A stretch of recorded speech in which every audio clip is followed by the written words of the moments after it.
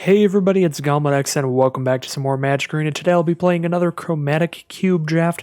Last time we drafted a pretty safe, pretty consistent strategy and put it to some good use, but this time around I think I'm going to really get my hands dirty and get all into this cube, see if I can't draft something heavily multicolored. We've got a great start to doing that sort of strategy. Fires of Invention, as you can see, banned in multiple formats, always a good sign for a card's power level. This is a 4-mana enchantment. You can cast spells only during your turn, and you can only cast 2 spells each turn. However, the benefit this gives you for those downsides is that you can cast spells with mana value less than or equal to the number of lands you control without paying their mana costs. So essentially, this mana fixes you perfectly and allows you to cast 2 spells that cost 5 mana, even if you have only 5 lands out. So potentially a really powerful card. Like if you hit 7 lands, it doesn't matter what lands they are, you can just go bam, ultimatum, ultimatum if you have 2 differently colored ultimatums. So this seems like a really fun card to try to build around in this cube. It's certainly going to be a powerful card in general. I am going to slam a Fires of Invention down to start this draft off. What do we have this time around? We definitely have multiple dual lands. Probably pretty important to take pretty highly if you are trying to do the 5-color good stuff. We also have Fiery Emancipation. This is probably just a little bit too slow, but definitely a fun card in general. Path to the World Tree here seems great for 5-color as well. For 2 mana, you get to grab whatever basic land you need, reveal it, put it into your hand, and then shuffle. So mana fixing in that sense, and then it does give you a mana sink later in the game for 7 mana. You get a miniature ultimatum effect. Gain 2 life, draw 2 cards, have your opponent lose 2 life, deal 2 to a creature, and get a 2/2 bear. So definitely not as good as an ultimatum, but being able to have that effect off of a card that already got you a land and mana fixed you is pretty nice. So I do like Path to the World Tree here to go with maybe Fires of Invention for a pretty multicolored deck. Also grabbing just a land out of the deck is good, although this doesn't put it into play, just into your hand, so not as good as some other ramp. I think that's going to be the pick for me here. Although Gonti is always good in Cube because stealing cards from your opponent's library when everybody's library has very powerful stuff is pretty exceptional. So Gonti, I think, might be my second choice out of that pack. Here we have a Regrowth as the Japanese card. Just going to hover over that so you can all read that. I don't think that's the pick, but just want to make sure you all can see all the cards here. Skyclave Apparition seems solid. Just a nice little piece of removal. I don't love this pack in general. I kind of like just taking a blue-red dual land here. We're definitely trying to be red at the very least, and if we're going multiple colors, we want as many dual lands as we can get, and I don't really love any of these cards, to be honest. It's not my cup of tea. Even the Skyclave Apparition, I just know that card is really good removal, but I don't tend to play stuff like that too often. Yeah, I'll just take a dual land here. Going to take those pretty highly when we have Path of the World Tree, Fires of Invention. It's very, very likely we're trying to do a highly multicolored deck. We have Tome of the Guild Pact. Whenever you cast a multicolored spell, draw a card, and it adds a mana of any color. However, it does cost 5 mana to get down on the board. Doesn't combo well with our first 2 cards, but if we pick up a bunch of multicolored stuff, which is likely, that could be a draw engine. Fertilid seems pretty good here. Kind of think that maybe green-red as the core, using all of our green to grab a bunch of lands and our red to potentially cast Fires of Invention could be a good start to this deck here. So yeah, I kind of like the Fertilid here. Gives us 2 mana fixing off of this 1 card, 3 mana to play it, then later you remove the 2 counters on it to grab a basic land each time. So potentially you can get 2 different basic lands off of that. Alrund's Epiphany is pretty great. Time Walk style effects where you take an extra turn are always good, but I'm just going to try to get our deck really consistent first in terms of pulling out a bunch of lands, and then I'm going to grab the explosive cards. Of course, I say that, and then I see a Genesis Ultimatum when I'm green, blue, and red here with the Fires of Intervention already. Fires of Invention, sorry. I probably called it the wrong name the whole time. Either way, I see a Genesis Ultimatum. I grab a Genesis Ultimatum, I think. Otherwise, we can grab a Sulphur Falls, which is going to be a good dual land, but Genesis Ultimatum is just a really fun card. Now that I have the Fires of Invention, I do I do want to scoop up ultimatums. I can't resist here. We played the safe deck. Now we'll play the the very unsafe deck here and see what happens. So we have Botanical Sanctum. We have Techova, which is just a great value card. Gaining life and drawing cards whenever we play lands. Just some big, bomby, multicolored cards. That would be fine to drop out with a Fires of Invention. Like a Kogla, that's going to be pretty easy to cast if green's the core of the deck. I mean, these are all good, but, you know, I think we can do a little better. I'm just going to scoop up the land there.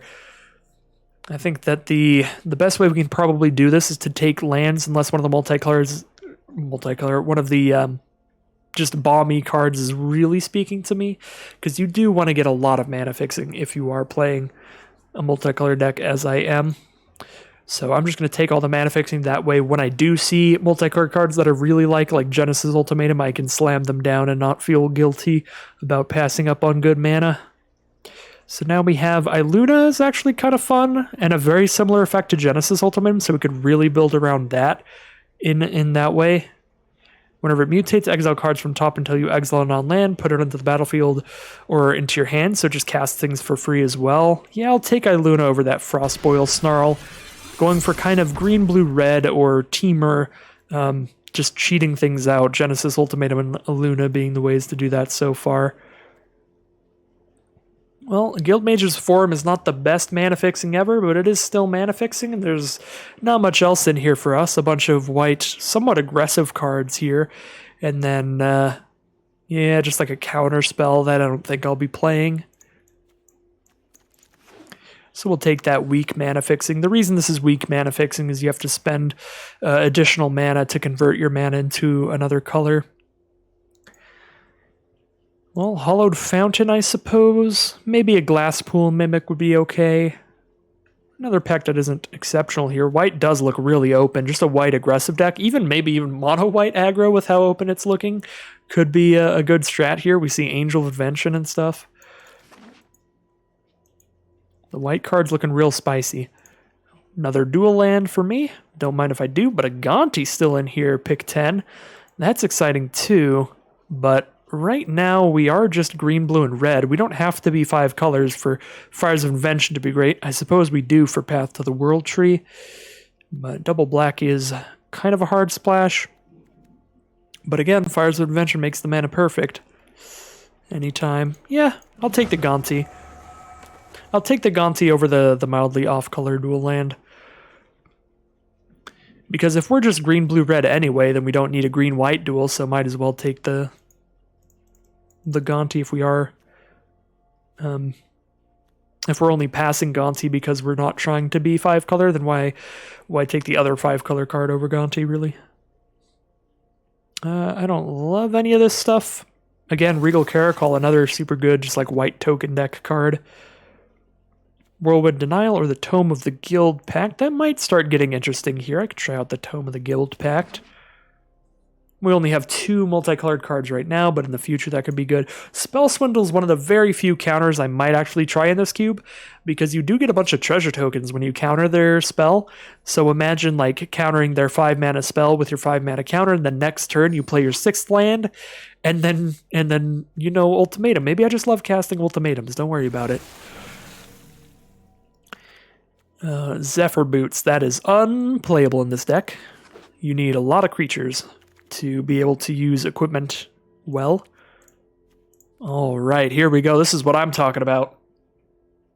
We're going to take big 5-color dumb cards over the dual lands, because we draft the smart way, which is 0 mana fixing, just 1 Fires of Invention. That's how we're going to get there. We're going to always draw our Fires of Invention so that on turn 5 we can slam down a Niv Mizzet Reborn, draw a bunch of 2-color cards like Techova off of it, and then slam those down.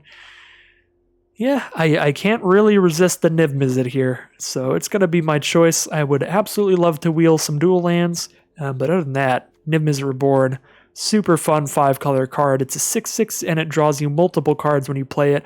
All of your 2-color cards out of the top 10 essentially. Right now we only have 1, just Techova, so we'll have to draft some more dual-colored cards to make the best use of Niv Mizzet. But regardless, it's going to be great. Alright, I'm going to go ahead and play it safe on this pick, I think, when I see a Solemn Simulacrum. That seems like one of the safest ways to fix your mana in the cube. No matter how your mana situation is going so far, even if you haven't drawn green mana, which does look like the core of this deck, this Solemn Simulacrum will get out on the board, grab whatever color you need, and even draw a card when it chumps blocks. So, Solemn Simulacrum, always going to be good in general, and probably always going to be great in this cube. I can't imagine many decks in this cube that wouldn't enjoy a Solemn Simulacrum, so I will scoop that right up. Now we have a Farfinder. Grabs a basic land of our choice, reveals it, puts it into our hand. So it doesn't put it onto the board, so it doesn't actually ramp us up, but it's, again, a completely colorless card that helps fix our mana. We do have some dual lands here. Blightstep Pathway, Temple of Malice, Concealed Courtyard. Which are all fine. Yeah, I guess I'm not in love with Farfinder, really. Could just take a dual instead, take like black-red here, because we are going to want red mana often. So I like that more than the white-black. White-black are both pretty not represented in here. We don't have a single white card outside of our 5-color stuff, obviously, like Niv-Mizzet and Path.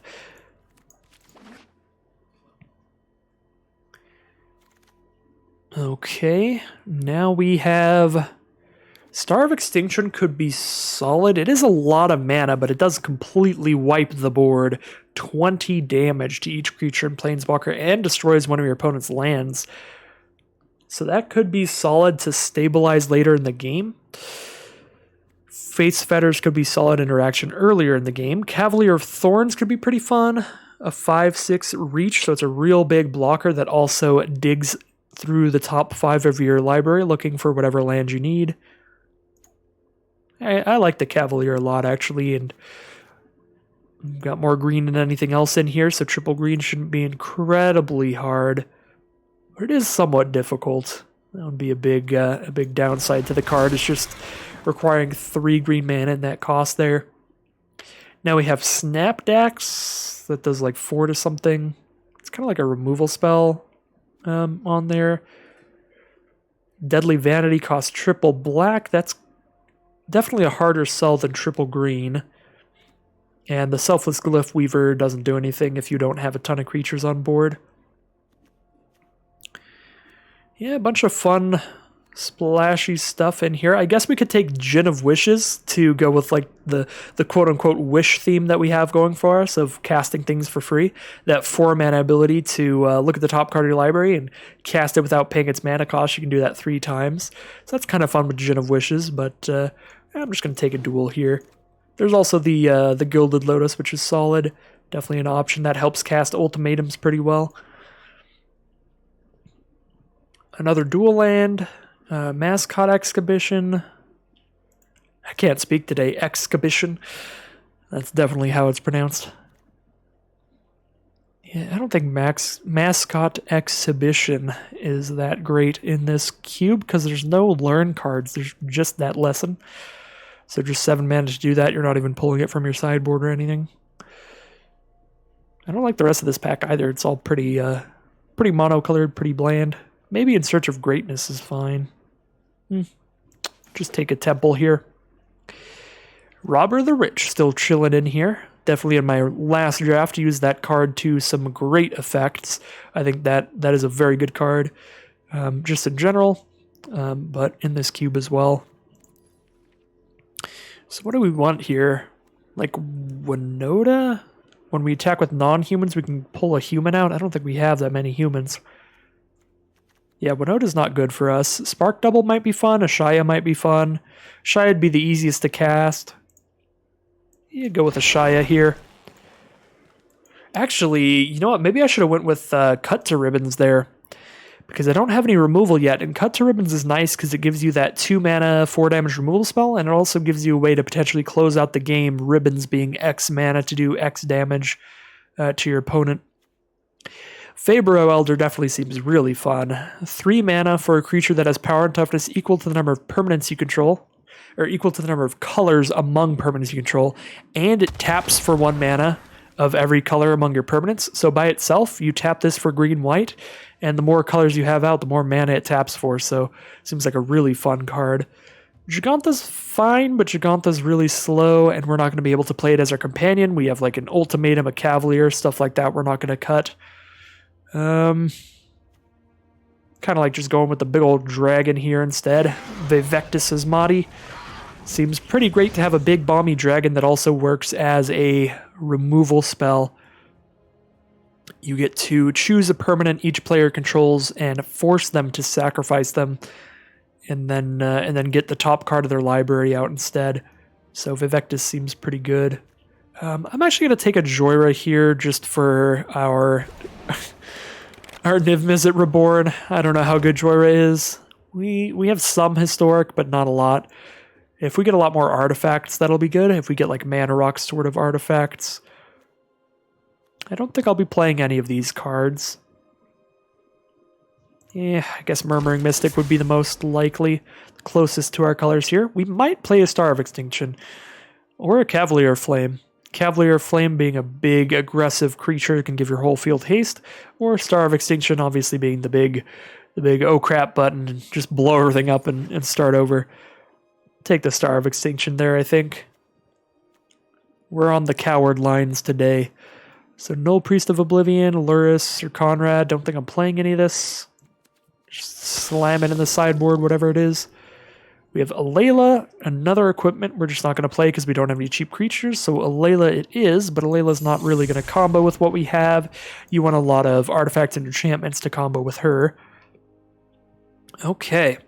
Final pack, here we go. In Bolas's Clutches is probably pretty great in this cube.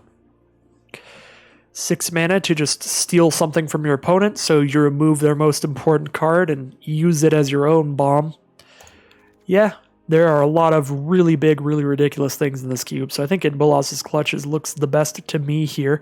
Liliana Dreadhorde General is also pretty incredible, but I think a little harder to cast for us. We have quite a few cards that care about some blue mana, so probably going to have more islands or blue sources in this deck than other. Ooh. There's always great stuff in these packs. As you could tell, just in any cube. We've got Mana Fixing, Terramorphic Expanse, Rogran Triumph. We have Field of the Dead, which can spit out zombies if we have enough duels, and just non-basics in general. Even basics with different names work. Field of the Dead would go off in this deck, but we don't have many ways to search for it. We just have Cavalier of Thorns. Hostage Taker's great in similar ways to in Bolas's Clutches, where you can steal your opponent's best card and then use it against them. Biogenic Ooze is pretty easy for us to cast while also being great. You're just making oozes that get bigger and bigger throughout the game.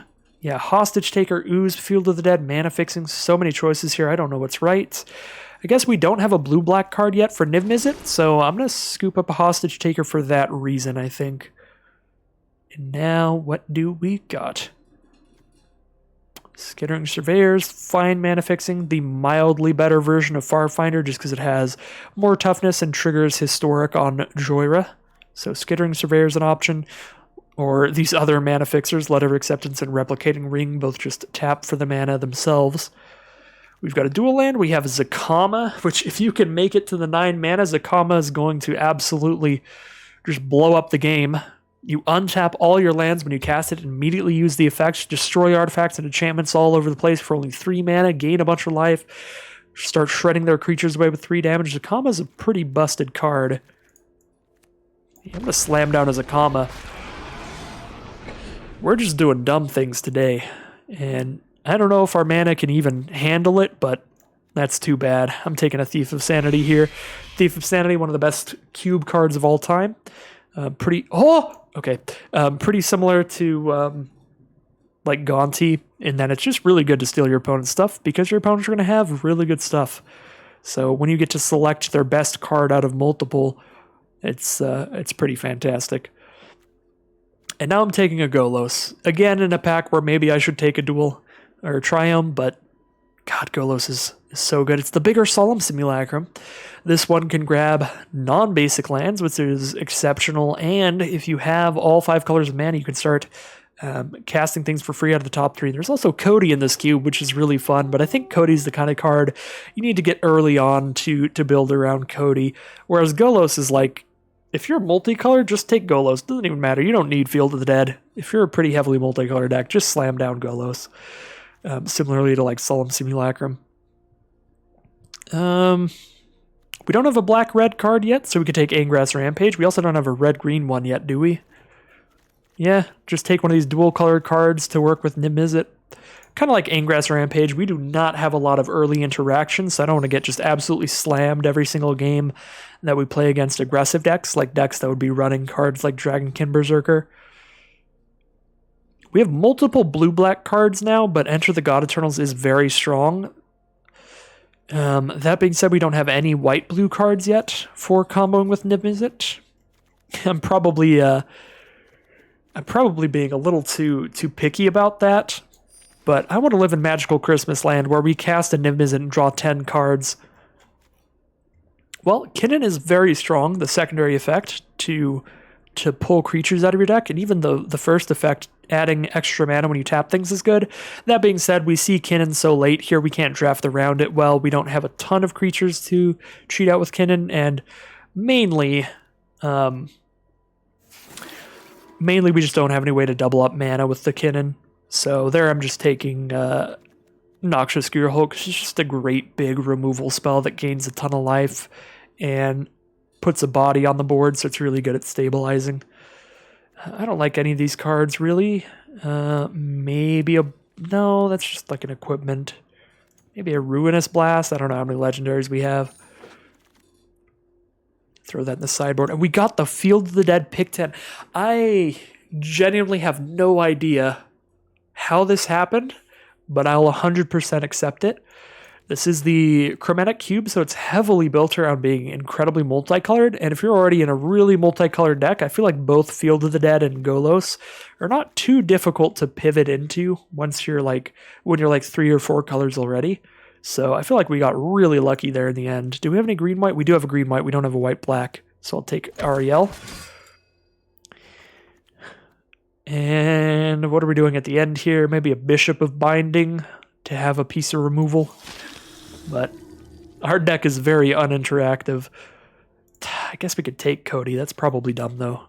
How many instants and sorceries do we even have? Oh, that's the wrong button. Probably supposed to take the duel. We have 2 instants and 3 sorceries. Yeah. Supposed to take the duel there, but I saw Cody, and my heart fluttered a little bit. Just got reminded of Strixhaven drafts with Cody. That's okay. We're down 1 dual land that we should have had. Probably down multiple dual lands. This draft was the fun draft here. This is just the going for it. We got freaking Fires of Invention, Golos, Field of the Dead, Niv-Mizzet Reborn. We're doing all of the things all at once. You're probably supposed to focus a little more heavily on 1 or 2 of these things, but you know what? I'm doing it all. I will find a way.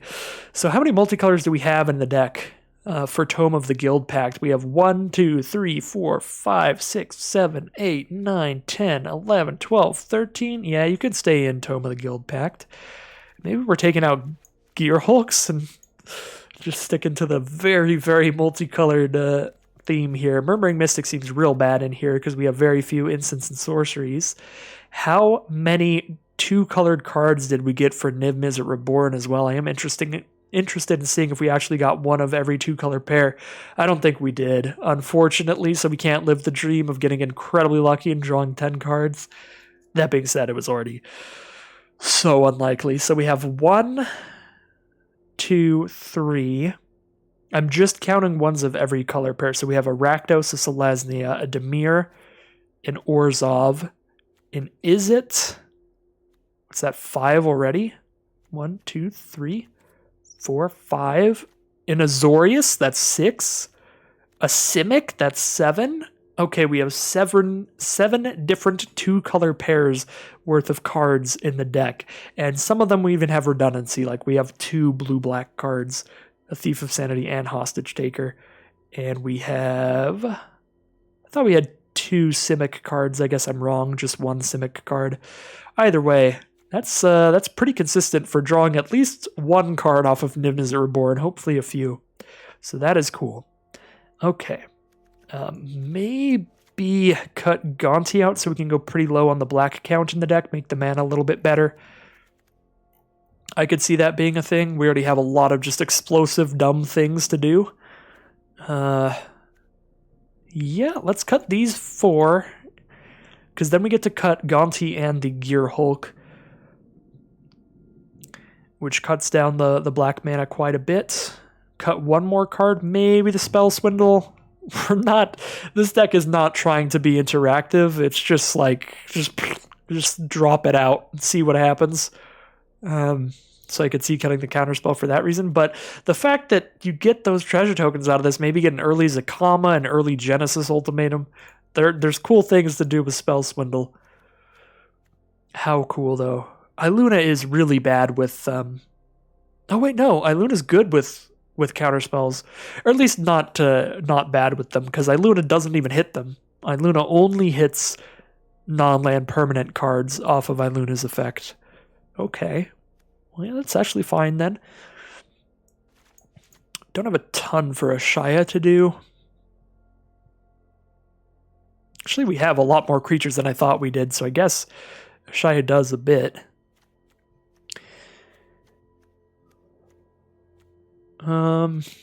Drawer's not doing a million things, but drawers are only blue-red cards, so we're keeping it in. Keeping Drawer in for Niv-Mizzet. Keeping Ojutai's command in for Niv-Mizzet, even though I don't love counterspells. These are the sacrifices we make to the greater good. Yeah, I kind of think I'm cutting one of these two, mainly.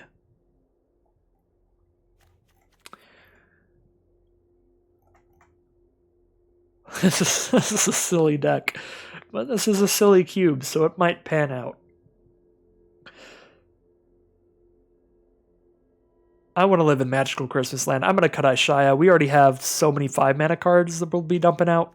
We'll cut one of them. And maybe live the Spell Swindle dream sometime. Also, we should do our due diligence here and look through all of our mana necessary and count up all our non-basics and stuff. That is probably going to be the most annoying thing in this cube. The arena auto-suggester is not always going to be correct with how much mana of every color you should put in your deck.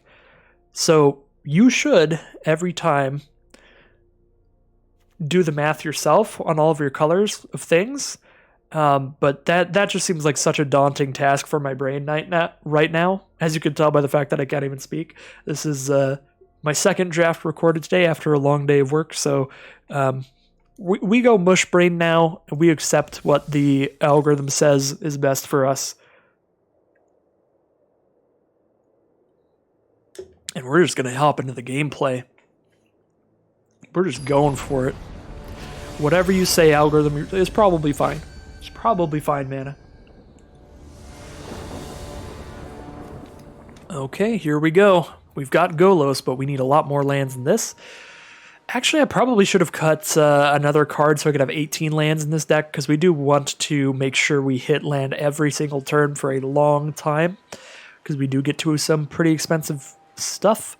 And like this hand here, like 2 lands with our deck, I think is not super keepable. We kind of need like 3 lands or more.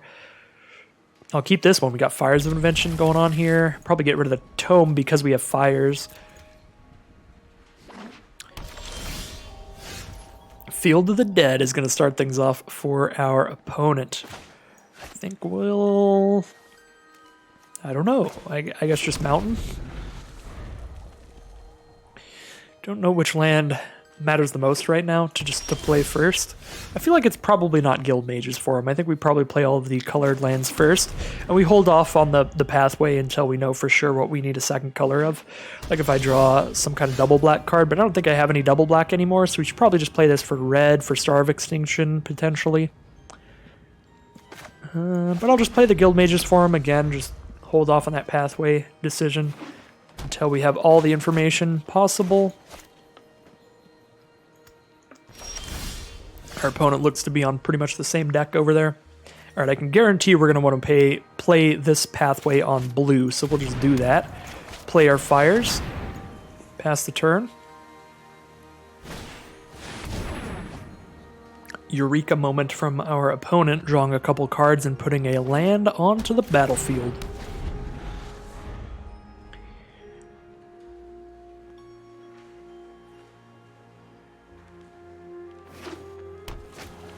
Alright, and there's Golos. Alright. We had one of those, but we had to mulligan our friend away. We'll be going for a Niv Mizzet here and hoping to draw a 2-colored card so I can play Niv Mizzet and something else off our fires this turn. That would be great. And, you know, we can just in Bolas's clutches their Golos next turn once we have 6 mana on the field. Come on out, Niv Mizzet.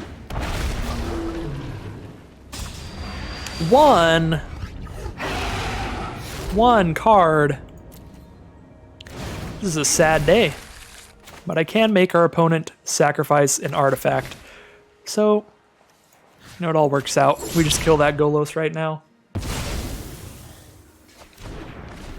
The reason I'm killing Golos right now, even though we could just steal it next turn, is if I don't kill Golos right now, all they have to do is play a single land. And if they play a single land, they get to get the top 3 cards for free. I don't think it's worth the risk to be able to potentially steal their Golos. Yeah, there's the land. So 1, 2, 3, 4, 5, 6, 7, 8. They could have spun the wheels on Golos there. Because they've got white, black, green, blue, red. They easily have every color. Double blue or red and 3, so we can cast Iluna here and then cast something for free, or we can Bolas's Clutches, but the board is weak right now, so I think we Iluna and hope they resolve. Definitely choosing red on the pathway again for Star of Extinction here. Come on, Iluna. All right, Iluna resolves. It doesn't matter what we put on top, they're both the exact same power and toughness. Guess we'll put Iluna on top. We hit Ariel. Come on out, my friend. Just start slamming in for 6 in the sky every turn.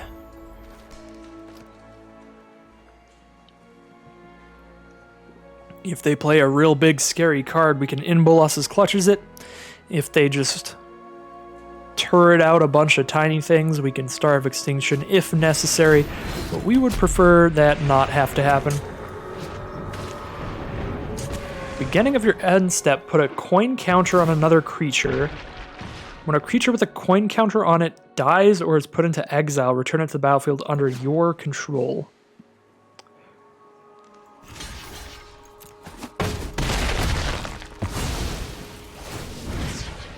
I think I'll clutch that, I guess. I don't really have a better play this turn, so I might as well. I guess I could clutch the Dryad to hit them for 10. But I hit them plenty well. And if I take Athreos, then if they chump block with the Greenseeker, I get their Greenseeker on my field. Because it's got a coin counter on it, and now I'm the controller of Athreos. So that's pretty spicy. I think clutching the Aetherios is better than the Tachov in terms of the power level of my play this turn. The biggest argument for not using clutches would be that maybe they'll play something even better than it, but probably not. I'm going to put this on Iluna. Now if Iluna dies, we get Iluna and Niv Mizzet onto the board. We get both their ETB effects. So if I hit the 7th mana for Star of Extinction, I don't care what the board looks like. I'm just going to pop it. I'm just going to pop it.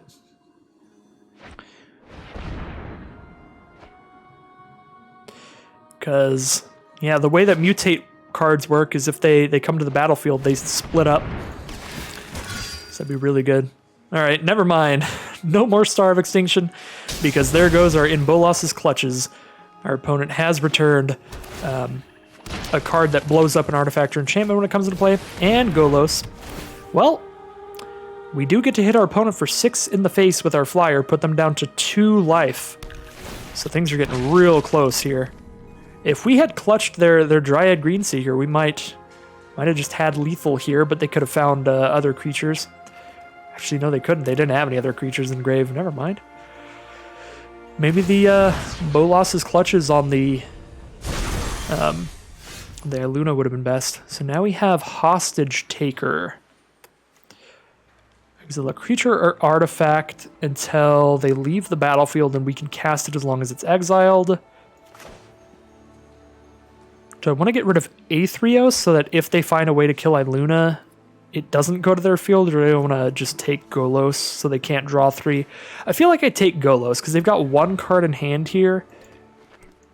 I figure if they had a way to deal with Iluna, I guess they needed to get Aetherios back first, because if they dealt with Iluna while I had Aetherios, I would just get it back. This is rough. I think if they do get to kill Iluna with Aetherios on the board and steal it, hopefully we can just hit the mana and use Star of Extinction, and that's like our backup plan, is just hit 1 more mana, Star of Extinction, blow everything up if that happens. So I'm just going to Hostage Taker Golos to prevent them from getting 3 more shots at hitting a removal spell here. Because then, they get to cast everything for free from the top 3. So gives them just the 3 more chances there.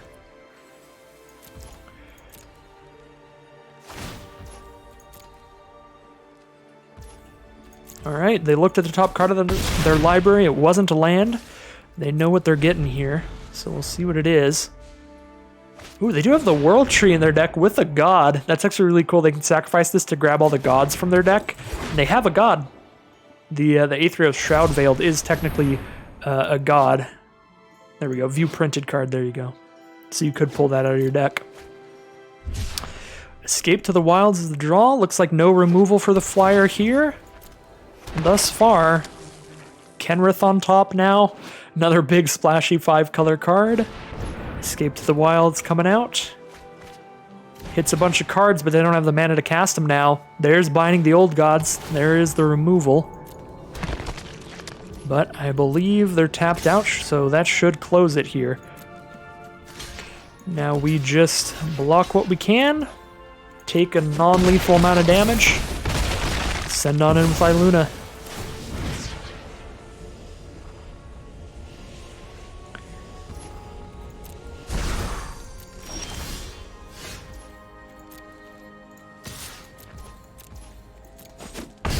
There it is, 1-0. I think the World Tree is a really good land in this cube as well, because it's another one of those cards. Once you hit 6 mana, it makes all of your lands tap for a mana of any color instead of whatever they were tapping for before. So even if you don't have gods, the World Tree, a very solid card. So a really nice deck from our opponent there. They had the Golos, the World Tree, Field of the Dead. Very spicy kind of 5-color mirror match there. See what we've got in our next round here. We've got an Angrath's Rampage to control the early game. We're never going to have the Spell Swindle mana. We need 2 more blue sources. We have a Star of Extinction in the late game.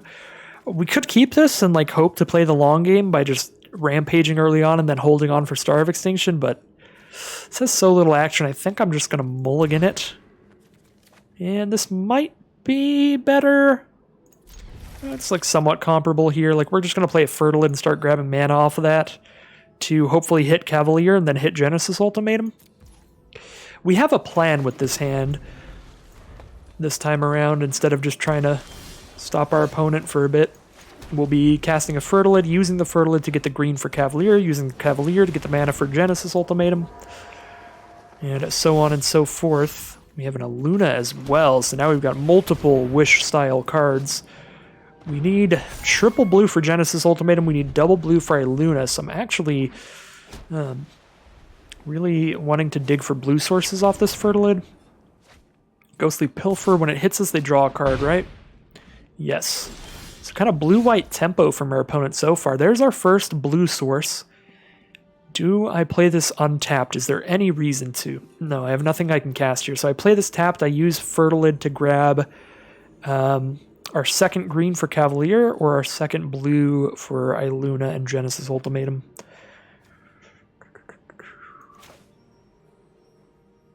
Yeah, we don't have double green, so we can't grab 2 lands here, as good as that would be. I'm gonna go ahead and attack. Just let them draw the Pilferer cards. Because I'm not gonna want to trade this Fertilid off. I want to be able to use its effect again, grab a red source, make sure I can cast like Niv Mizzet and stuff as well. Right now we have green, white, blue. There's Cold Steel Heart from our opponent. Choosing blue or white here? Blue, so just a 2-color deck here. Looks like a blue-white tempo deck. Ghostly Pilfer drawing cards, Depose, tapping our card down and drawing a card, making sure that Pilfer gets in. I expect plenty of cards that say draw a card from our opponent, as we've seen already. I'm gonna grab the blue and just hope to draw any untapped land here. Stomping Ground works. Now I can just slam down Iluna. I could also slam down the Cavalier, but Iluna's more fun, so we'll go for that. And attack in for 7 as well while they're tapped out.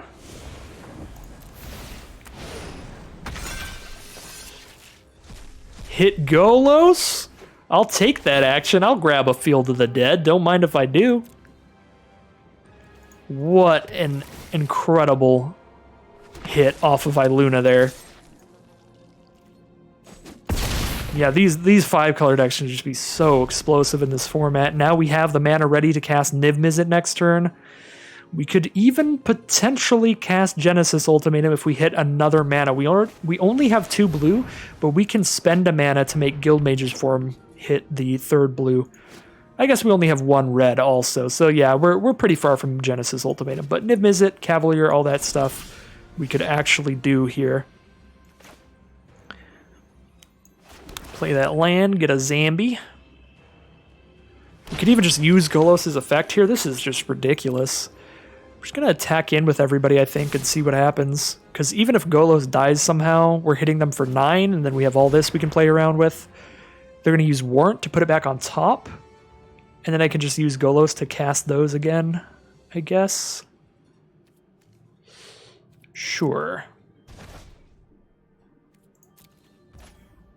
Yeah, and then I think Golos is probably the best play here, because it guaranteed just hits a 6/6 flying trample and a 2/2. That's like the worst case scenario. Those are our top 2 cards. So yeah, we just use Golos' effect here. That is the bare minimum it accomplishes. And we hit Jorah as well to draw a card when we cast a Luna, because Jorah is historic. Oh, Ghostly Pilfer has other text. When we cast cards from anywhere other than our hand, they draw a card. Well, we'll let them draw cards, see if they do draw into like a board wipe here. Maybe I don't cast the Fertilid though, just in case. Deny them that 1 card draw.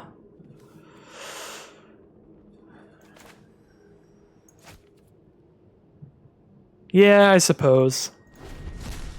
I don't know. We're probably supposed to just still slam down the Fertilid. I'm not sure at this point. I've already drawn so many cards, I can't imagine. Okay, Nexus of Fate. Basically just draw 1 card here. Draw 2 cards if they discard on Ghostly Pilferer.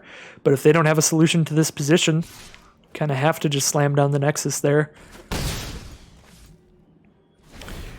Yeah, you could treat that as basically they spent 0 mana, draw a card, because all their stuff's untapped here. They just get to see their next card in deck now.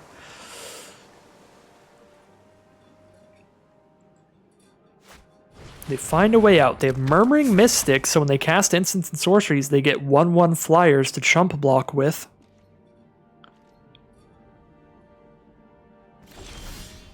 In Bolas's Clutches is the draw. I don't think clutching anything helps me guarantee more damage here, because the one thing that I'm worried about is them casting instant sorceries and just getting 1/1 chump blockers. Although Iluna is trample, which is pretty big. I think we just slam all attack here. Iluna's going to trample over even if they get a 1/1. And because of that, if they chump block Iluna with a single 1/1 flyer off the Murmuring Mystic, just chipping in with like zombie tokens makes it lethal. Yeah, they just scoop them up there. Like, they have to have removal specifically for Iluna. If they do, they're still in a pretty bad spot, but like they could kill Iluna, then they get a 1/1, And then by having that 1/1, they could block 3 things here, only take 2 damage, and also like kill one of my zombies. Yeah, kill a zombie, trade with Joyra, chump block Golos, I guess. Still wouldn't be in a great position if they had the instant speed removal, but it would have been better. They could have definitely survived. So definitely a rough time for our opponent. They did get to draw a ton of cards off that Ghostly Pilfer. That really comboed against the Golos there, but just did not find what they were looking for fast enough. All right, we're going first here. We have Fires of Invention. I'm keeping it. Path to the World Tree into Fires of Invention. We don't get to Thief of Sanity turn 3 here. I mean, I guess we can. We could grab a Swamp and then Thief of Sanity turn 3 and then Fires turn 4 off the Stomping Ground. Yeah, I guess we can. This is pretty ridiculous. The things you can do in this cube when there's just so much like mana fixing and ways to cheat cast spells where you don't even have to acquire the mana required.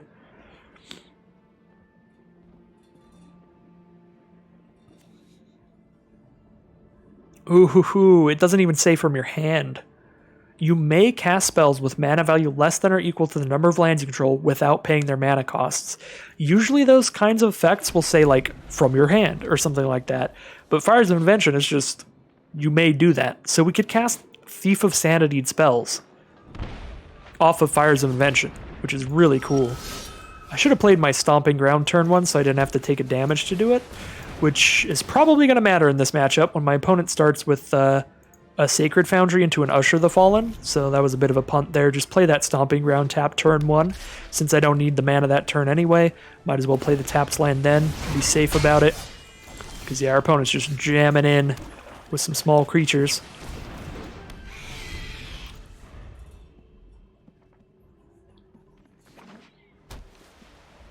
You know, Fires of Invention, Hostage Taker and Golos in hand, I might trade my Thief of Sanity for the Usher just so I don't get aggroed out here.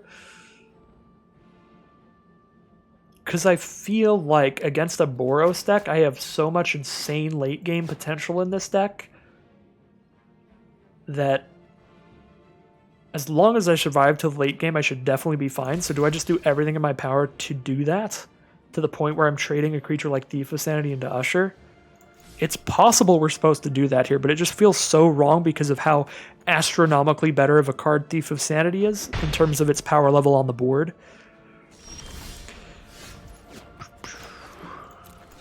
But I do want to just like put that out there. Like maybe I'm supposed to do that.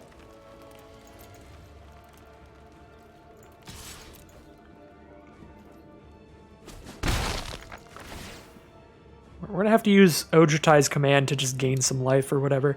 Ooh, Luris, get a lifelinker out. Yeah. Yeah, I like that. Could use Perforos' intervention to like shoot one of their creatures, but Luris combos the best with our Fires of Invention here. We can just go Fires Luris now, because I don't want to hostage take one of these tiny creatures. Raise the alarm from our opponent. Cast that Luris for free. Now we've got a lifelinker to trade off from their deck. Yeah, once I saw that Fires of Invention could combo with Thief of Sanity, I'm like, that's dumb.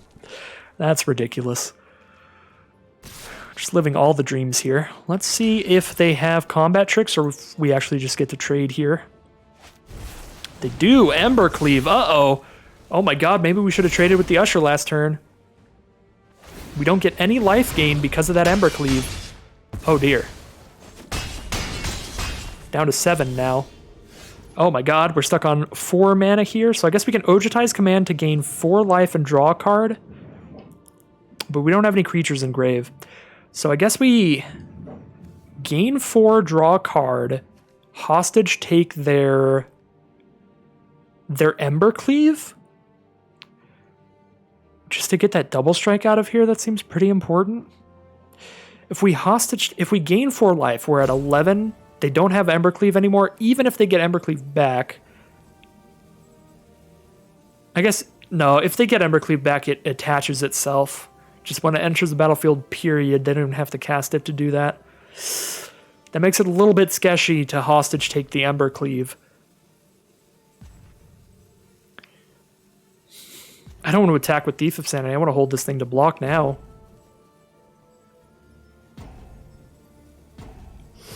Maybe I just play Ariel and Hostage Taker rather than gain 4 life, draw a card here. Because of Fire's Invention, we can't do anything at instant speed, so we can't just hold on to Ojutai's command. We just cast 2 spells right now and see what happens. Yeah, let's just cast creatures, I guess. And hold Thief of Sanity. Maybe we hit Usher here. Because if we hit Embercleave and then Hostage Taker dies, that's really bad. But if we hit Usher and then Hostage Taker dies, we're still stopping it from attacking for 1 turn.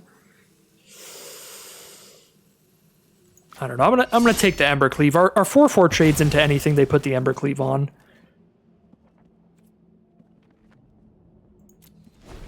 And then we just don't hit them now. Just save every blocker we can get. Soon enough, we'll just put way too much stuff on here for them to attack us anymore. On here, meaning the board. I just need 1 more mana. There we go. 1 more land, that is. Now I've got a 5/6 Cavalier to block Lyra. Yep, 5/6 reach to block their 5/5. Grab another land when this comes in so I can cast 6 mana stuff too. Might as well scry 1. Zakama on top. We need 9 mana to do that. I think we throw Zakama on bottom. I'm probably just going to search with Golos anyway, although I could gain life off Ojutai's command here. Gain 4 life, draw a card again. We don't have any creatures with mana value 2 or less, unfortunately.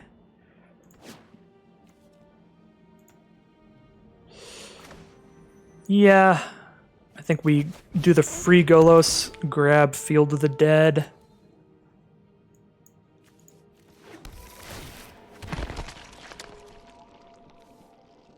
Tap X, untap Knights, destroy a creature with power X or less. We don't have any untapped Knights, do we? Oh, we do, we have Cavalier. So we can destroy a 1-power creature. I will keep that in mind just in case. But that's all we can do there.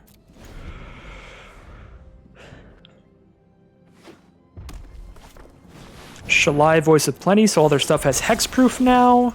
But they don't have green mana, so they won't be putting counters on it at least. We don't have the white mana for Ariel, so we can't make any 2/2s here. So we just pass. Niv Mizzet Reborn draws us cards, gives us another flying blocker. I think that seems good.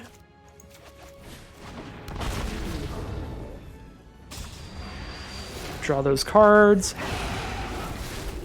Now we have Fabro Elder to just get 1,000,000 mana.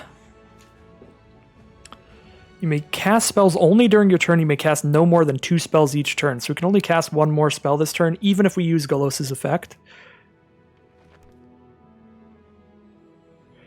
So we're either casting 1 of these or 1 card at random from Golos.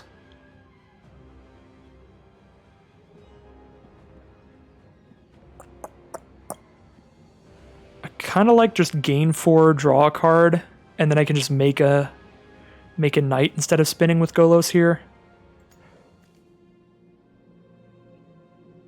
What color am I missing for the Path to the World Tree? 6, 7?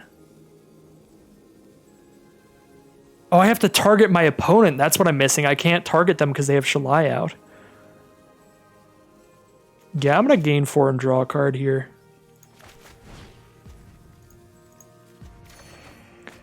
We draw Tachiova. Alright. Again, I can't do anything with Golos now because I've already cast 2 spells this turn, and I can't cast spells during my opponent's turn. Make the 2/2. That Tachiova out. I need to be worried about milling myself here now. I just need to find a way to like lethal them. Tachiova does gain me life though, so maybe just sending him with the Embercleaved Niv Mizzet Reborn. Seems fine, yeah. Hit for 14 if they don't block.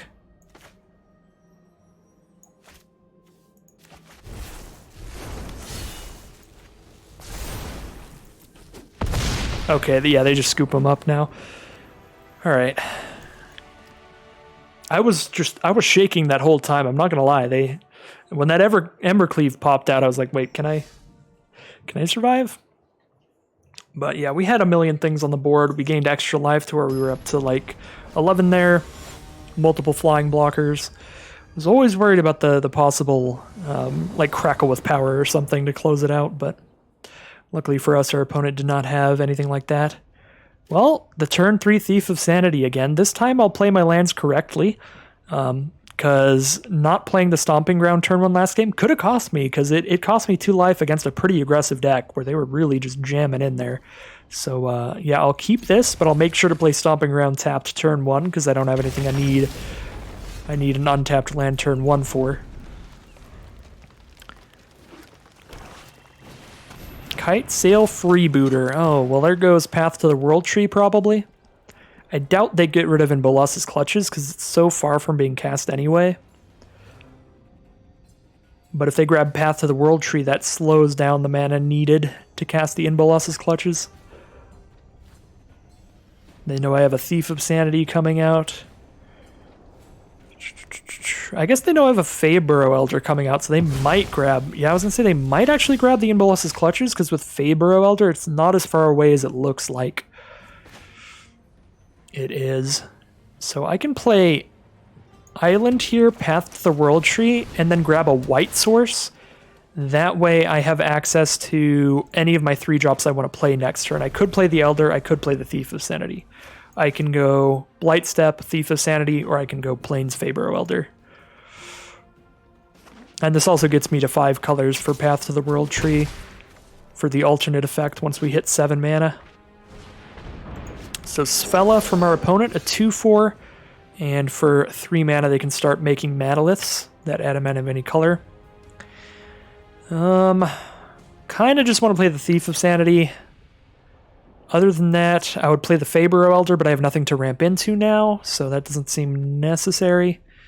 I could also play the Angrath's Rampage to make them sack a creature while they only have 2 out. That could be okay, because we're happy if they sacrifice the Kite Sail Freebooter, we're happy if they sacrifice Sfella. I think I just get this Thief of Sanity out. They probably have an answer to it, but we can cross our fingers here. They're still going to have an answer to it if we play it next turn after playing Angrath's Rampage this turn.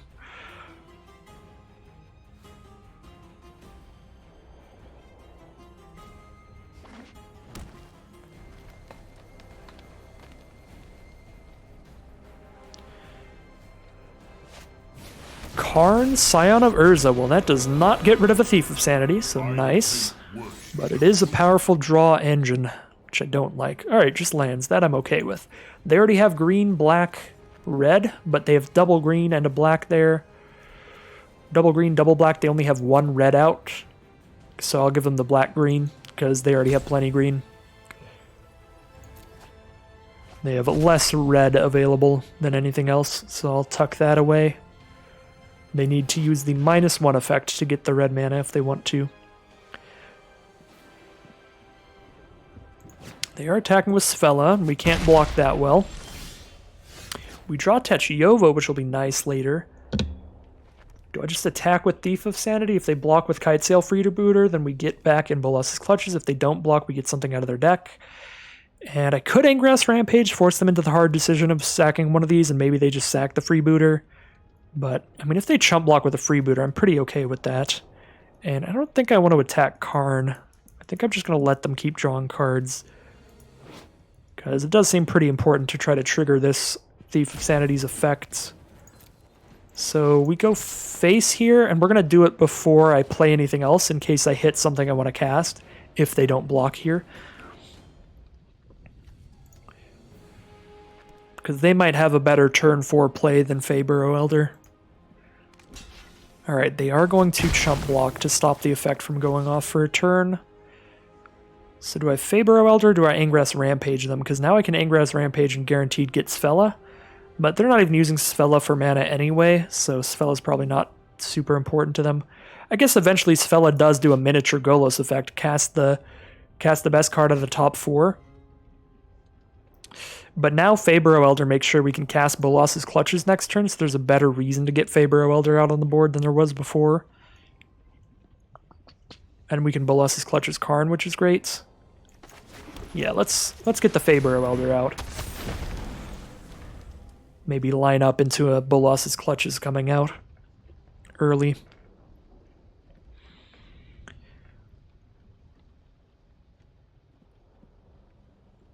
So +1 of Karn again, I'm guessing. -2, gonna get a 1/1, so they can play around the Ingrath's Rampage. But they haven't actually seen the Ingrath's Rampage, so could also just be getting another creature out just cause.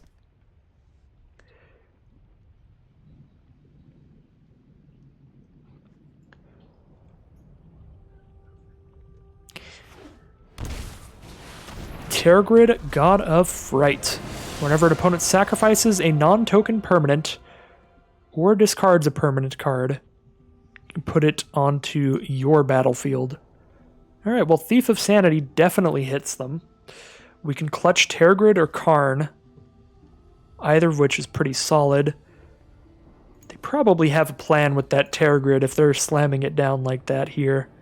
So I kind of want to Thief of Sanity attack them, see what we draw, and then decide what we do here. We do have the mana to use Path of the World Tree, but that's only 2 damage, so it doesn't deal with Tergrid, doesn't deal with Karn.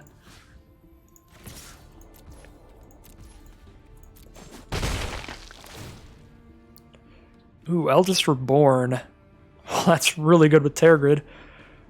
Chamber Sentry can keep coming back from their grave, but they need 1 mana of every color to do it. They don't have that yet, but they can find it eventually. Do I want to Eldest Reborn them here? I have 4 mana off Fabro Elder. So 4 plus 5, we have 9 mana this turn. We can Ingrath's Rampage them and Eldest Reborn them.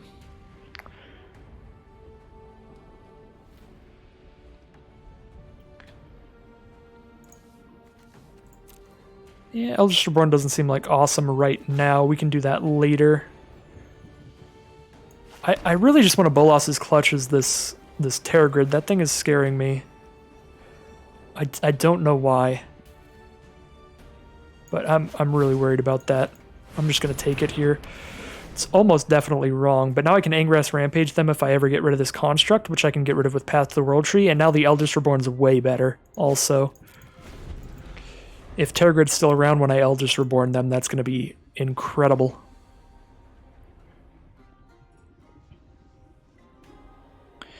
So, again, hopefully we can use Path to the World Tree, kill that Construct before we Rampage them, so they have to sacrifice something good. I guess if we sacrificed Path to the World Tree, they would have got our Path to the World Tree, so that's one thing Tergrid would have done. Maybe they were planning around that.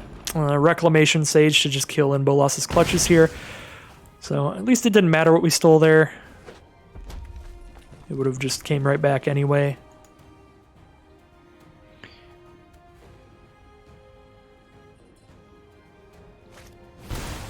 Tezzeret's Gambit. Draw a couple cards. And proliferate onto Karn. Just slam it in for 4 here. Ooh, Zakama? Zakama, I love you so much. Zakama is ridiculous. I kind of want to drop a Zakama. But Zakama doesn't have haste, so we might as well get him with Thief of Sanity first. See what happens here.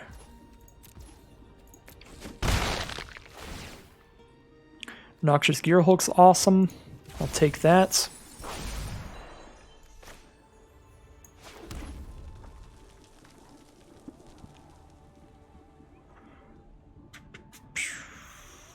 I could have played my tap land and still played Zakama this turn, so I probably should have done that. Alright, get out here, Zakama. Could tap that for an extra mana, but I don't need that. Now, do we Gearhulk, or do we just shoot 2 things for 3 damage? Or destroy 2 artifacts? We could destroy both of those, but we could also just shoot them for 3. Kind of want to just Gearhulk and kill Tergrid here.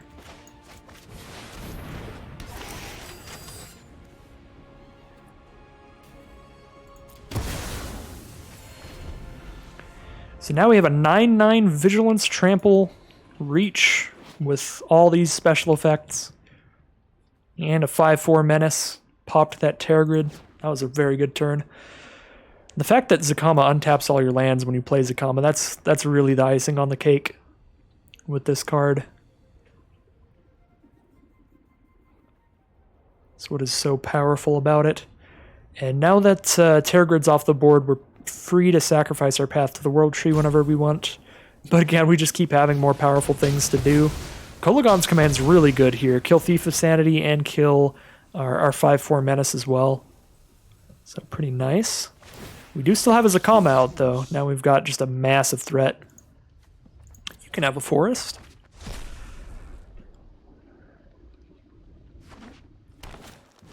Plague Crafter. Everybody sacrifices a card. Sack a creature, Planeswalker. I'm going to have to sacrifice this Faber Welder. I think there's no way I'm sacrificing Zakama here. They have 8 power on the board, so Zakama's very safe to attack because we can also use Zakama's ability to damage their stuff if they somehow get enough to block it. Ariel's fine. I'll keep Ariel. Definitely better than just like drawing a land or something. We could nuke Karn right now, or we could hit them for a lot of damage. Something I didn't realize this whole game, I could have just made them sacrifice Karn, but Karn hasn't been that big of a problem. But if I ever had the extra mana, I totally should have just made them sacrifice Karn. So used to just like being able to kill artifacts and creatures. This can kill Planeswalkers too. Just absolutely blanked on that all game. So I like holding up Spell Swindle, but we need another blue mana to do that. Do we just hold up Zakama's abilities? We can't do 3 damage to a player with this. That's about the only thing Zakama can't do. Could Eldest Reborn them, but they just sacrifice a 2/2. That's kind of whatever. Yeah, it's almost definitely better to just kill 2 of their creatures off of Zakama's abilities than do anything else here.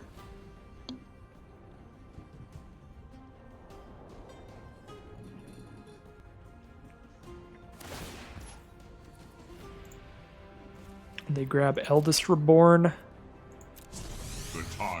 So Zakama's going to die to Eldest Reborn.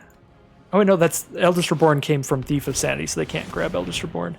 They grab a mana to use Sfella, digging for an out here, out of the top 4. I was going to say, I don't remember anything important being exiled with a silver counter on it, but then I saw Eldest Reborn, I was like, oh dear. No, that's an hour exile from the Thief of Sanity. Alright, gain some life, draw a card. See if that can't get them out of this one. But pretty sure Zakama just closes it here. Alright, and they're passing turn. Just clear the board.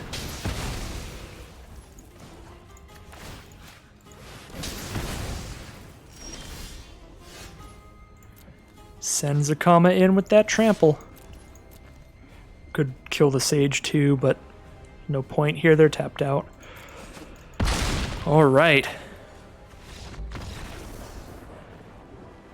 So I definitely could have played that game out better. I totally forgot about Angreth's Rampage being able to kill Planeswalkers, but the deck is just taking names here. 4-0 for Fires of Invention, Field of the Dead, Golos, 5-color, just all of the stuff. Just stuff everywhere. Let's head into round 5 here, see if we can't keep it up. This has been an absolute, just completely, not downhill in that it's been bad, but like a downhill roller coaster.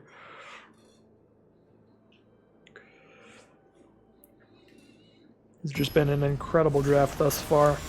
And whatever happens here, we did at least as well as our first deck. So I can definitely recommend going for the big multicolored splashy decks in the cube that tells you to draft the big multicolored splashy decks. Maybe I should have just done this right from the start.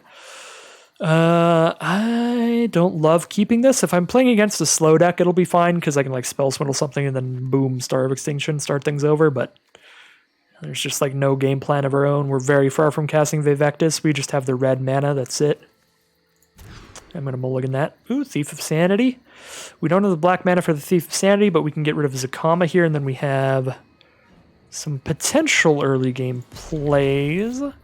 This might be the first game where we deservedly just lose to mana issues. Ooh, Guildmage's Forum can give us the black mana we need for Thief of Sanity, so we can cast it on turn 4 instead of turn 3 as a 3/3 flyer instead of a 2/2 flyer. So that's definitely fine. And I think we'll be going for that. So we'll play Guildmage's Forum here. We're probably going to play the Pathway on red, because now we have Nimizit and Vivectus, multiple things that are going to want that red mana over the double blue. Ojutai's Command here. Let's get this Thief of Sanity out. It's probably going to die. If they have any removal at all, they're going to shoot this thing immediately. If they do not, then we're in for a good time, because we can hope to draw cheap cards out of their deck to use until we hit the mana necessary for the rest of our hand here. Our opponent is on black, red, blue. So Grixis over there. There are 3 Nicol in this cube. So if your opponent's playing Grixis, get ready to get shot by some Planeswalkers. Wow, I am glad they didn't draw Hour of Devastation. Actually, Skittering Surveyor is a fantastic draw for us. So we play Skittering Surveyor, grab a white source here probably for our Ojutai's Command, because that's the card we're the closest to casting, although we're only 2 mana away from Vivectus. But we need a white source for Ojutai's Command and Niv-Mizzet. We do need a black source for Niv-Mizzet and Vivectus. So there's an argument either way, I suppose. We have less white sources than black sources in the deck, though, I'm pretty sure. Actually, we have multiple white duels. Just one black duel, so we have equal white and black sources, it looks like. Maybe one more black. Yeah, I think we have like one more black source, so I'm just going to grab the white source here. Because we have 3 swamps and a black duel. We have 1 plains and 2 white duels, I think. Eldritch Reborn, I'm glad to have a Skittering Surveyor here. Yeah, we got very lucky on the draw from their deck there. Skittering Surveyor was pretty much the perfect card to get, because it gave us the mana for this turn, as well as the creature to sacrifice to Eldritch Reborn, so we get to keep going with our Thief of Sanity. And we'll see if we get lucky again with their deck. Oh, Sheoldred. Baral's Expertise to slow them down. We can just return Izreth and then cast a 4-mana card, so we can cast Hostage Taker, but there's nothing to take. So we could return Izreth and then cast Ojutai's Command to gain 4, draw a card, I guess, and hope to hit a land off of that. Seems fine. You can only cast the cards with Thief of Sanity, so I can't play the swamp if I choose the swamp. You may look at and cast the card for as long as it remains exiled. So as cool as Sheoldred is, Sheoldred's a ton of mana. I guess we have to worry about the Eldritch Reborn bringing Sheoldred back, but then we can use our Inbolas's Clutches on it, hopefully. I don't know. I'll take the Sheoldred. That seems really dangerous to put in their grave. I kind of convinced myself of that. Now I'll just hold on to Ojutai's Command and interact with our opponent here. Just hold up a counter spell. Discard a Starve Extinction. We're 2 mana away from playing that, and we have a lot of good creatures to put on this board, so I probably won't be the one who wants to wrath the board.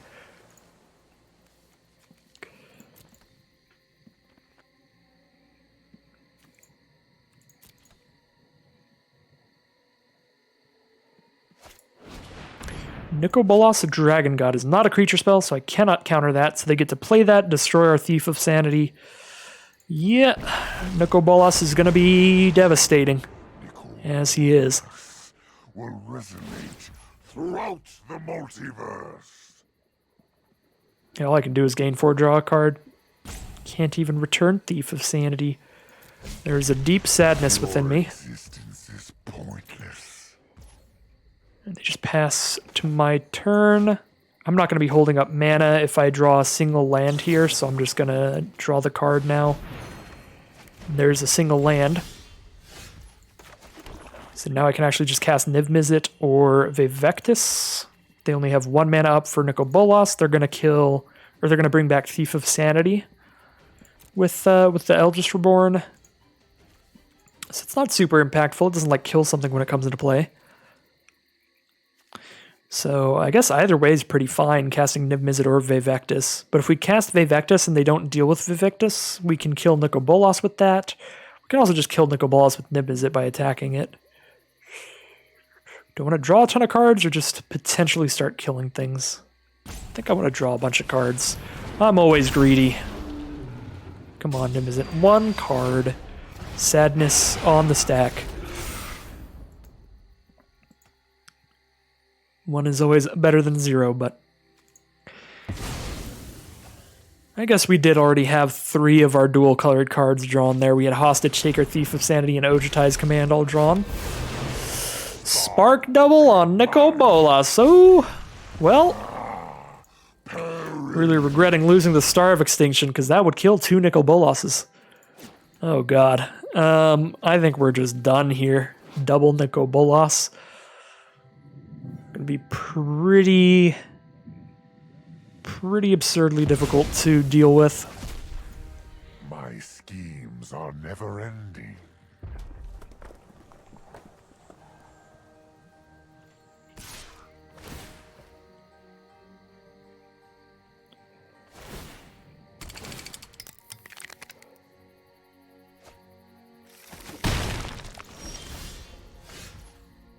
Hallowed Fountain, that gets us to Field of the Dead now. We could clutch one of their Bolosses, but we can't even use it to kill their other Bolas because it's not at a high enough loyalty yet to use the -3 again. So in Bolas's clutches on Bolas is not happening yet. I do like that flavor though. We could play Hostage Taker on Thief of Sanity and cast Thief of Sanity immediately. Or we could just cast Vivectus. Could also cast Shieldred. I like... Well, they do have swamps, so Shieldred's unblockable. They'll have to sacrifice a creature in their upkeep, so they sacrifice the Surveyor. What does this counter do? A corpse counter. So it gets exiled if they sacrifice the Surveyor.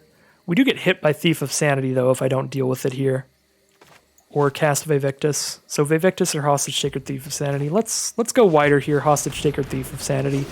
I expect a lot of targeted removal out of the Grixis decks.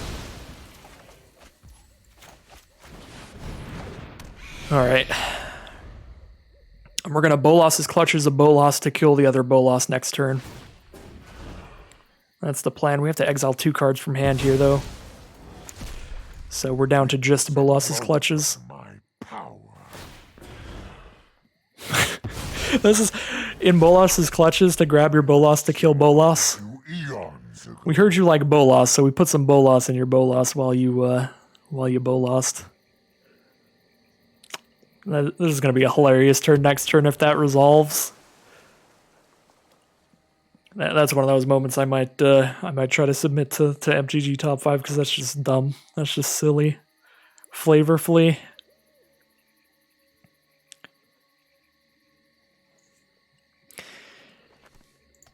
But our opponent is on Grixis with a ton of cards in hand, so they could definitely have counterspells and interaction to stop that from happening.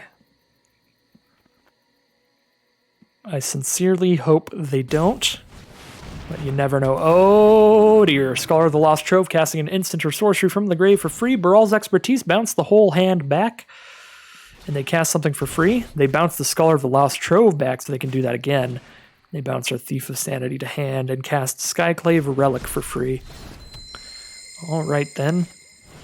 And Cold Steel Heart coming into play. Well, this isn't the end of the world here. I'm going to be out of cards, but they're going to be out of Bolosses at least. And I'll have a Shieldred in hand. Basically. Iluna, Apex of Wishes. This is a human, so we can't really Iluna right now anyway. If I'm trying to cast things, I would just be playing a big trampler. Well, I guess the best we got is the plan. The time is now. Bolas, it's time for you to join Bolas's clutches. And then Bolas, you're going to kill Bolas while within Bolas's clutches. Alright, well, the Bolases are dealt with. They've got tons of cards in hand, but we played the weirdest flavor interaction possible. So I think that whatever happens here, we got the moral victory. Okay, so they have Sarkhan as well. They do have a really flavorful deck. I mean, Bolas with Sarkhan in it as well. They are teammates. Well, they were for quite a while. Okay. We're facing down some dragons now. Still worried about that Scholar of the Lost Trove casting stuff for free, but they just have Hour of Devastation, so they don't really want to wipe their own board. They could Agonizing Remorse when they cast it, so that's definitely an option as well. Izrath, grab a Spark Double here, make another Sarkhan, I guess. Seems fine. Well, not actually fine, still pretty bad. It's kind of Grixis supervillains from our opponent. So we get a zombie with Field of the Dead so that we can actually do the Iluna thing and fingers crossed, because if I just play a Shieldred, they sack Surveyor and we're still not doing great. So I think I'm crossing my fingers on Iluna here now that we have a non-human to mutate onto. Let's get real lucky. What do we hit? Fabro Elder? Not terrible. That's a 5/5 that taps for 5 mana, but I'm not sure it's going to be enough to break through these Sarkhans. We've gotten Spark doubled twice here. Double Bolas into double Sarkhan, and unfortunately I don't think I can in Sarkhan's clutches a Sarkhan to kill their Sarkhan with their Sarkhan. Not sure that's a thing I can do. Oh, they've got in Bolas's clutches as well. Oh lord. This is kind of like my dream deck from a couple years ago. It would have just been all of the Bolas cards. Well, if I'm gonna get demolished, then let it be by a Nicol Bolas deck. That was brutal.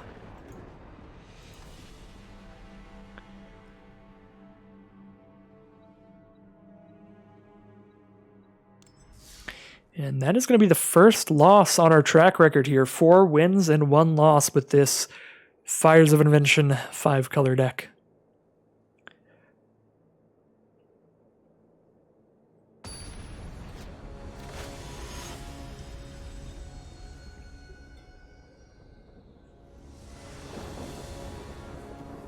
Okay, and here we are in round 6.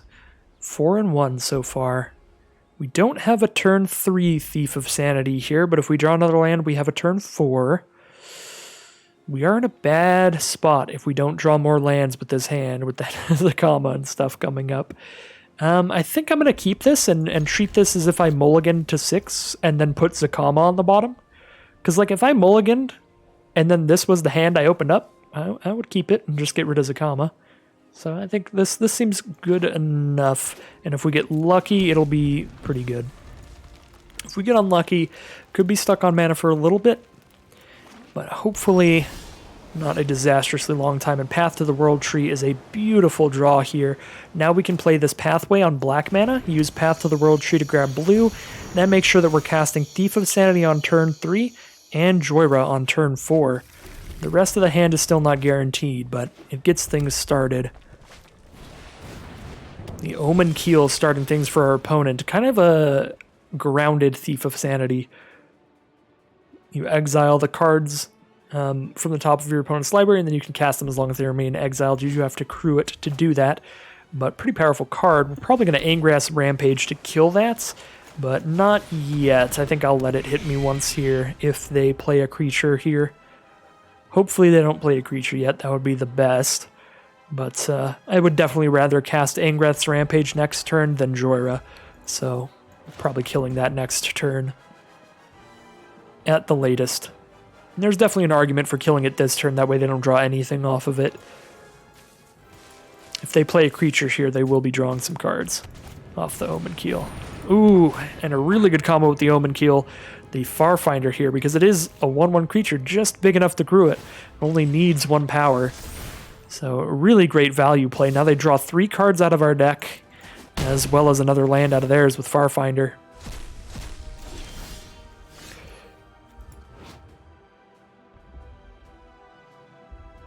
Yeah, this is like the opposite of the Thief of Sanity. It just grabs the lands out of the deck. I think this is the first time I've ever been damaged by the Omen Keel. Okay. Yeah, I mean, I guess if it just draws lands, maybe I don't have to Angrass Rampage it immediately when I could cast Joyra this turn. We'll go for Thief of Sanity first, definitely, and see what we hit, because they may have a better 4-mana card. So Gadrick, a 5/4 blocker is going to hold off the Omen Keel. But if I cast Joyra first, and Joyra doesn't get removed, then when we cast Gadrick, we'll draw a card off of it, because Gadrick is historic. Historic spells are, of course, legendaries, sagas, and artifacts. Not cards legal in the historic format, which might be a little confusing if you never played during Dominaria. To be like, well, what's a historic spell? That's going to be just anything legal in historic, right? Not exactly. Crew and the Omen Keel, I'll let them draw some more lands here. That card's nowhere near as scary as I thought it was. I thought it was just you get all of the cards, but just the land ones. They are exiling some good cards from our library, though. We don't have Niv-Mizzet anymore, we don't have Bolas's Clutches, so gotta worry about the Omen Keel eventually. Can't let it just mill our whole deck. Especially since we'll be drawing cards off of Joyra, so we have to consider that. So we're 2 mana away from Iluna. I could cast Gadrick and Angrath's Rampage. I have enough mana for both of those things. That seems good. I don't have any way to clear Haka out of the way, unfortunately, so Thief of Sanity won't be attacking in this turn. That's just a 2/3 flyer that's going to block it all day long. Can attack with Joyra, though. So let's play our Hollowed Fountain first, so I can hold red-black up to cast Angrath's Rampage. Now we'll cast Gadrick and draw a card, and then just attack with Joyra. We draw into an Ojutai's Command.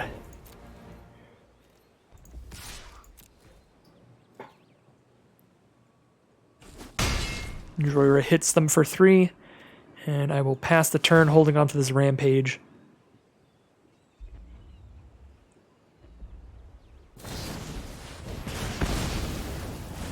Bone Crusher Giant going to go ahead and kill our Thief of Sanity.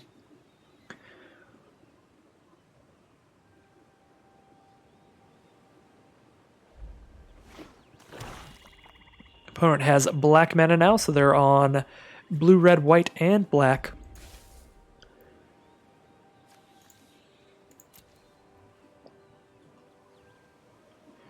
Two islands in the grave from when our Thief of Sanity hit them. Black Blade Reforged is the play. If they put that on a legendary creature, it costs only 3 mana to do that, and here it comes. 7/8 Haka, Whispering Raven. So we can Angrath's Rampage to force them to sacrifice an artifact or a creature. If we force them to sacrifice a creature, they sacrifice the Farfinder, no problem whatsoever. Oh my god, Angrath's Rampage is a sorcery? I should have read this card. I have misconstrued what it does several times today. Okay, well, I guess we would have just Angrath's Rampage during our turn, and then they just wouldn't have the Omen Keel, so that doesn't change the outcome of this turn at all. Good lord, we're gonna go down to 5 if we don't block. Haka does have to go back into their hand, though, so I'll just take this hit, I think.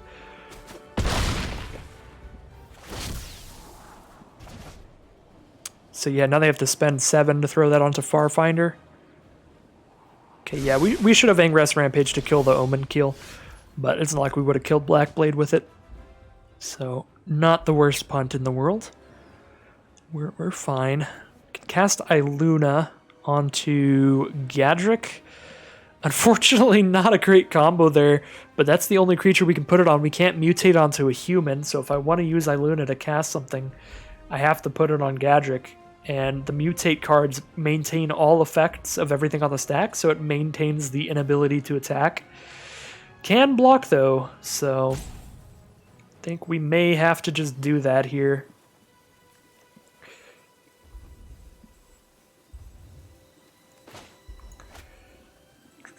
Alternatively, I could just cast it without mutating, and then I have a 6/6 flying trample that can attack or block. Yeah, I mean, we're drawing cards off Joyra. We'll just do that. Not cast anything for free here, so that our Iluna can actually attack, and we have multiple blockers here.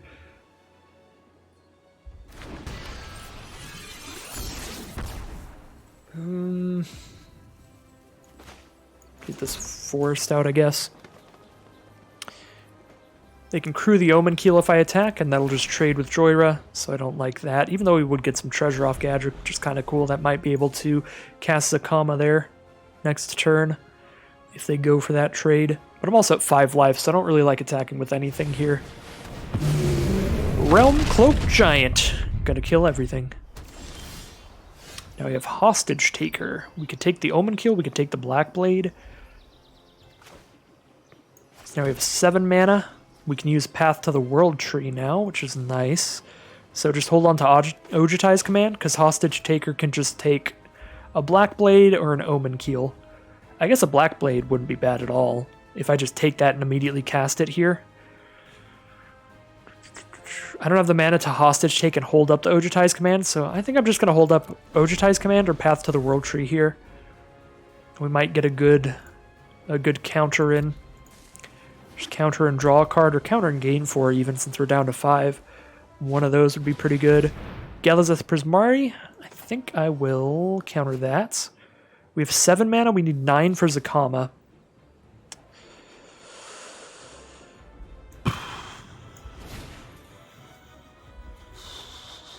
I think I counter draw here.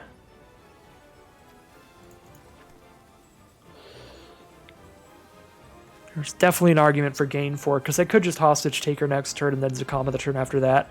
But the thing is, once I get Zakama out, I can use Zakama to gain like 9 life a turn. Or I guess just 6 life a turn, but still.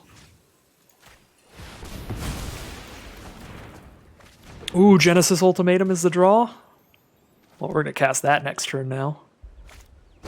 There's the Whispering Raven. We need something in the sky, or we're going to die to that. We're also going to take 3 off the Omen Keel, so we can die to the Omen Keel as well. We have to get really lucky off of Genesis Ultimatum. Or we can Angrass Rampage to kill their creature. If we Angrass Rampage to kill Haka, they can crew the Omen Keel if they play any creature next turn, so they could just tap out for Bone Crusher, Realm Coaked, and crew the Omen Keel there. So I think we just go for it.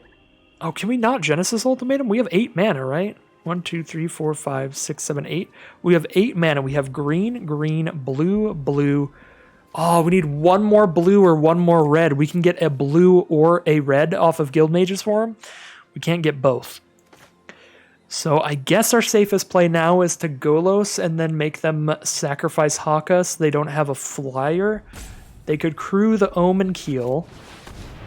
But we're going to have a Golos and a zombie token to block on the ground.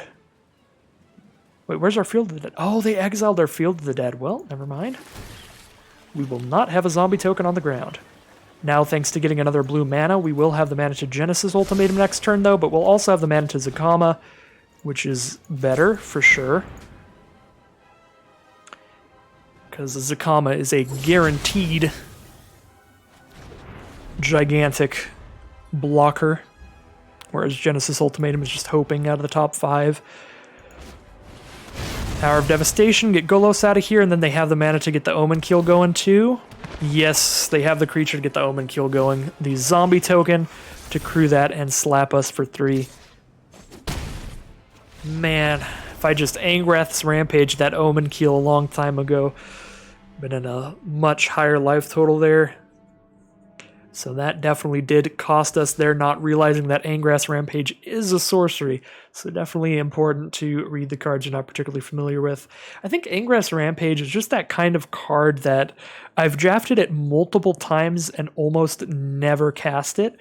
And even almost never put it into my deck because it always just feels a little weak to me. So I feel like I have the experience with it because I'm just around it a lot of the time. But turns out, I did not have the full card text in my mind. So, unfortunate way to lose there. Could have been a real close one gone either way if the Omen Keel was gone a long time ago there. Alright, well, 4-2 here. This hand is very bold, but I'm going to keep it. We have an incredibly explosive late game. If we're not just against another like Boros aggro deck here, I feel somewhat confident that this hand can go places later. We know that for sure. We just need to survive until then. Glint Sleeve Siphoner is coming out, which can draw them cards off of the energy that it gets, and it's a 2-1 menace, so it's a powerful, aggressive card here. So a little scary. We'll play a Temple of Enlightenment. We hit a Spell Swindle. We do have double blue. Although, how likely am I to be countering something here? Not very likely, because I'll be casting a Luna and then I'll be casting Genesis Ultimatum. Hopefully. Yeah, I don't see myself holding up 5 mana very often here. Unfortunately, I'm not sure I'm going to cast Spell Swindle a single time in this whole draft. We might not ever live that Magical Christmas land to the point where the best build of this deck probably just removes Spell Swindle and adds another land.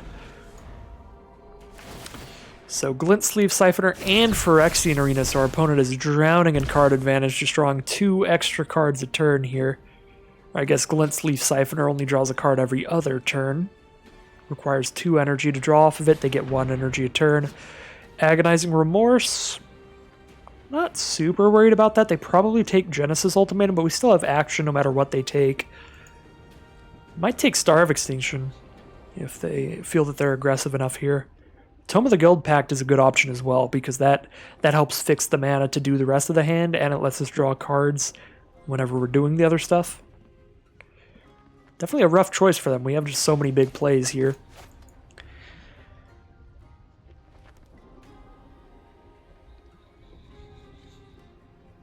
They might pick a Luna, because we get to cast a Luna next turn.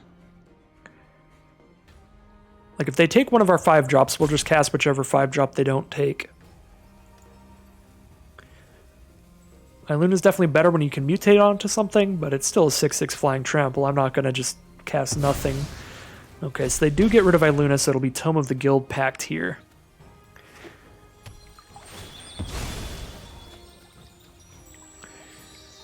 We are a ways from casting this Genesis Ultimatum. We need to hit some more green, blue, or red sources. Dreadhorde Invasion's coming out. Cavalier of Thorns is the draw. We can't cast that right now, but once Tome of the Guild Pact is out, we can cast that next turn, which will help us definitely hit that Genesis Ultimatum and help us block some stuff. Luckily for us, they only played that Glint Sleeve Siphoner in the first few turns of the game, so not the most aggressive start they could have had. It is giving us the time to potentially cast these big spells very soon. In Bolas's Clutches is the draw. We can cast that, but I don't want to steal anything they have right now. Unfortunately, it does look like they're just holding up counter magic here. So we could Starve Extinction to kill 2 things. That doesn't seem awesome. I'm just going to go for the Cavalier.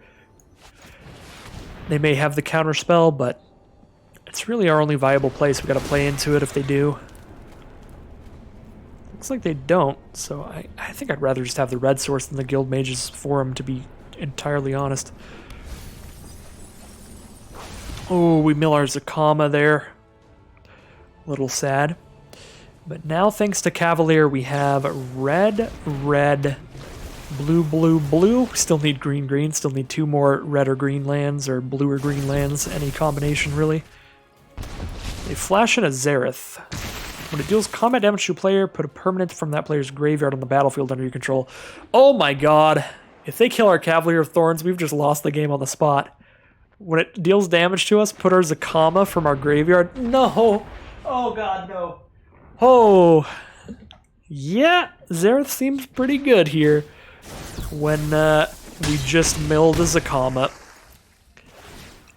Well, that is 100% just a terrible time. It's not over. We can Starve Extinction if they don't have counter magic up. Now, yeah, we play counter magic or we're so dead here. Or we play They don't play counter magic or we're so dead here. Oh, my brain is melted. My mind is gone. Okay, we need this on a red source for our ultimatum. Oh no, I have Field of the Dead lands off of that. 2, 3, 4, 5, 6. Yeah, I played that first instinctually because I didn't have Field of the Dead mana.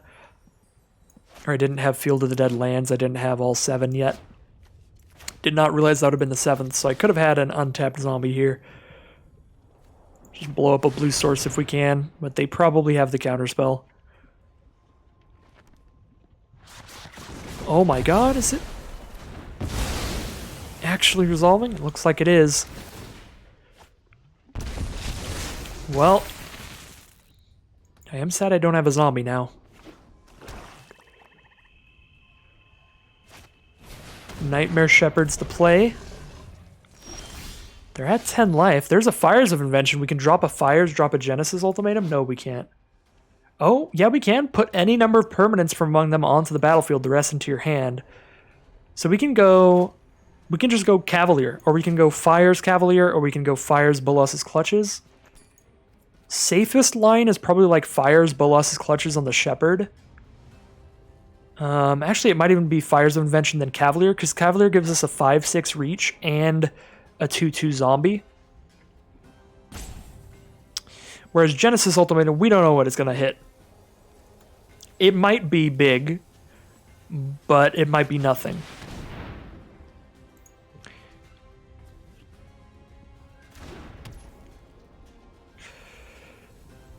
Oh. Oh dear. It's the deciding moment. We Genesis Ultimatum or we Cavalier.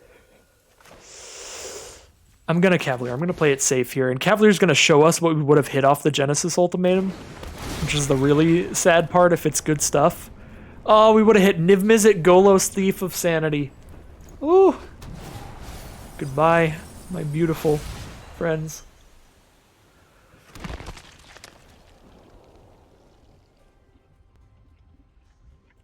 They're going to die to Phyrexian Arena Dreadhorde invasion eventually, if we can just survive. We're graveyard to your top of your library. Star of Extinction again. Golos, Niv Mizzet. Yeah, Niv Mizzet.